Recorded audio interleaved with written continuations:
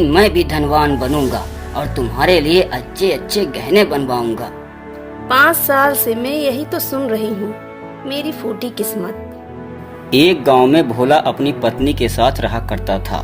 भोला एकदम भोला ही था, लेकिन भोला की पत्नी कुछ भी घर का काम नहीं करती थी और अपने पति को भला बुरा हमेशा बोला करती। और भोला घर का पूरा काम करता और जंगल लकड़ियां लेने चला जाया करता।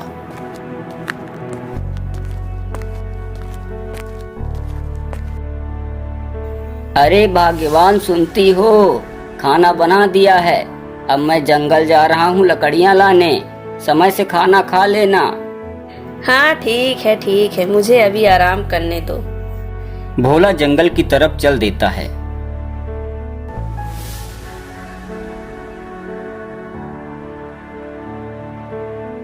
भोला दिन भर जंगलों में लकड़ियां काटता और शाम को उन लकड़ियों को बाजार ले जाकर बेच देता।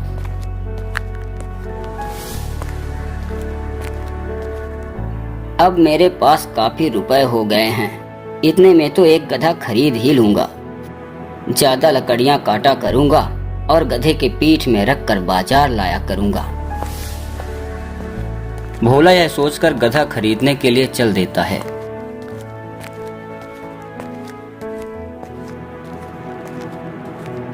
भोला गधा खरीदता है और उसे साथ लेकर घर चला जाता है।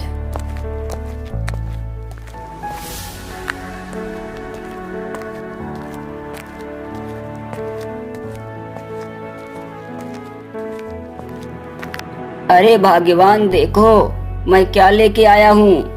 बोल तो ऐसा रहे हो जैसे बहुत बड़ा खजाना लेकर आए हो। भोला की पत्नी घर के बाहर आती है तो गधे को साथ देखकर बहुत गुस्सा होती है। हे भगवान, यह गधा खरीदना जरूरी था क्या? इससे अच्छा तो तुम मुझे गहने खरीद देते। पूरे पैसे बर्बाद कर दिए।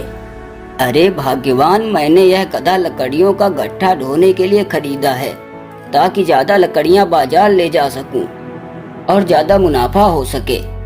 तुम कभी भी मेरे काम से खुश नहीं होती हो। मैं कुछ नहीं जानती हूँ। इस गधे को अभी वापस करके आओ, या तो अब इस घर में यह गधा रहेगा या तो मैं रहूंगी। ऐसा क्यों कहती हो भाग्यवान? अब रात होने वाली है। ठीक है, तुम्हारी खुशी के लिए मैं इसे कल वापस कराऊंगा। कुछ समय बाद रात हो जाती है। भोला गधे को घर के पास ही बांध देता है और वहीं घर के द्वार में बैठ जाता है और कुछ देर बाद वह वहीं पर सो जाता है। इधर एक नाग कहीं से आकर गधे के पैरों में डस लेता है।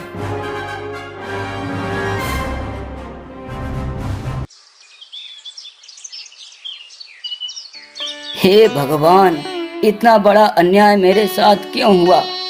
अभी कल ही तो खरीद कर मैं इसे लाया था।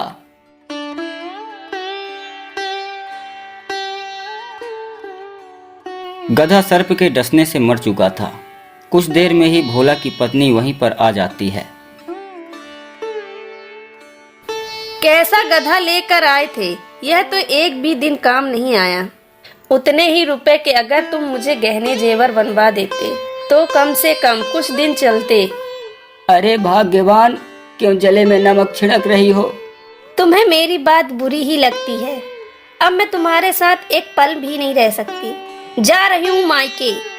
भोला की पत्नी इतना कहकर वहां से चली जाती है। भोला बहुत दुखी होता है।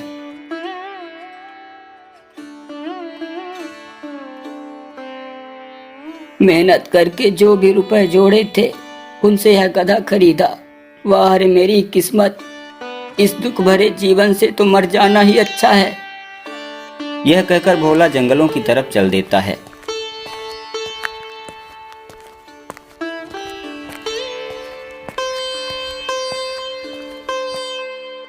वाह रे मेरी किस्मत, दुनिया का कितना बदनसीब इंसान हूँ मैं। माता पिता बचपन में ही मर गए।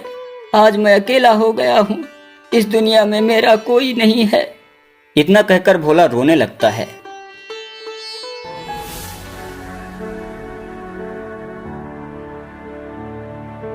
मेरी सहायता करो, मेरी सहायता करो। ये कैसी आवाज है? भोला इधर उधर देखता है तो भोला को एक जख्मी हालत में तोता दिखाई देता है। भोला तुरंत उसके पास जाता है। तुम्हारी यह हालत कैसे हुई? मुझे एक बाज ने घायल कर दिया है, मेरी सहायता करो। भोला उस तोते को उठाकर एक सुरक्षित स्थान पर ले जाता है।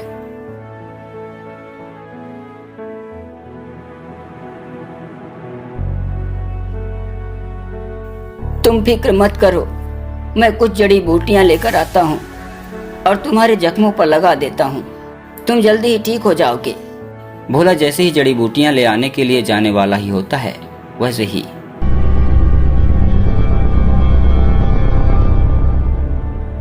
वाह भोला वाह, तुम गरीब जरूर हो और किस्मत के मारे भी हो और इस समय दुखी और परेशान भी हो, लेकिन तब भी तुमने अपना दुख न देखकर दयालुता दिखाई। तुम्हारी इस परोपकार की भावना ने मुझे प्रसन्न कर दिया है। मांगो, जो तुम्हें चाहिए तुम मुझसे मांग लो, वह तुम्हें जरूर मिलेगा। क्या क्या सच में साधु बाबा? हाँ भोला, अपने मन की इच्छा को कहो। साधु बाबा, मेरी पत्नी मुझसे नाराज होकर मायके चली गई है। मैं अपनी पत्नी से बहुत प्रेम करता हूँ। साधु बाबा, मेरा इस दुनिया में मेरी पत्नी के अलावा कोई भी नहीं है। माता पिता का साथ बचपन में ही छूट गया। मैं चाहता हूँ कि मेरी पत्नी भी मुझसे प्रेम करे और मुझे समझे। ठीक है भोला, जाओ, ऐसा ही होगा। जाओ, घर जाओ। तुम्हारा गधा भी तुम्हें घर में जीवित मिलेगा और तुम्हारी पत्नी भी घर में तुम्हारा इंतजार कर रही है। साधु की ऐसी बातें सुनकर भोला की खुशी का ठिकाना ना रहा। तभी साधु ने कहा, भोला, मैं तुम्हारे ऊपर बहुत प्रसन्न हूँ। जो तुम्हें और भी चाहिए वह मांग लो। साधु बाबा, अब मुझे और कुछ भी नहीं चाहिए। सब कुछ तो आपने मुझे दे दिया है। साधु बाबा जानते थे कि भोला का जैसा नाम भोला था, वैसा ही उसका व्यवहार भी भोला ही था। तो साधु बाबा ने कहा, मैं जानता हूँ भोला कि तुम मेहनती इंसान हो। तुम मेहनत करने पर भरोसा रखते हो और यह अच्छी बात भी है, लेकिन तुम्हारे मेहनत को मैं और भी आसान कर देता हूँ।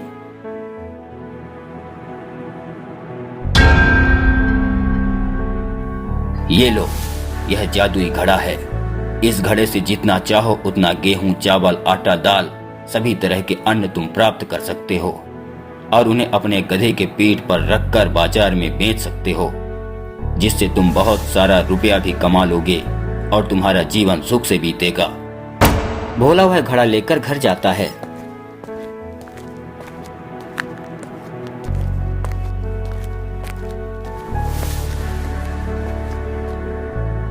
घर पहुंचकर भोला देखता है कि उसका गधा जीवित है और पत्नी घर के बाहर खड़ी होकर उसका बेसब्री से इंतजार कर रही है।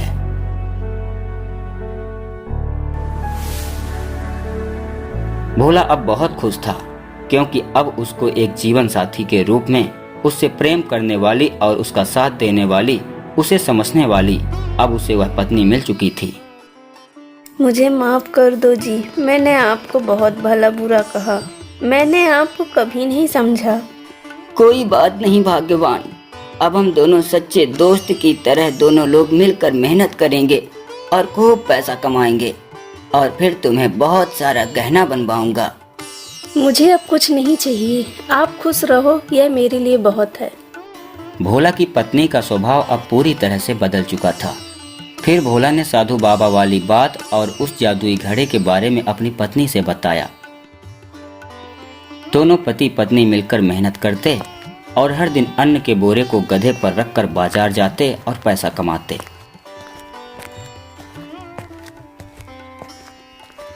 कुछ ही दिनों में वह अमीर हो गए और दोनों सुखपूर्वक रहने लगे।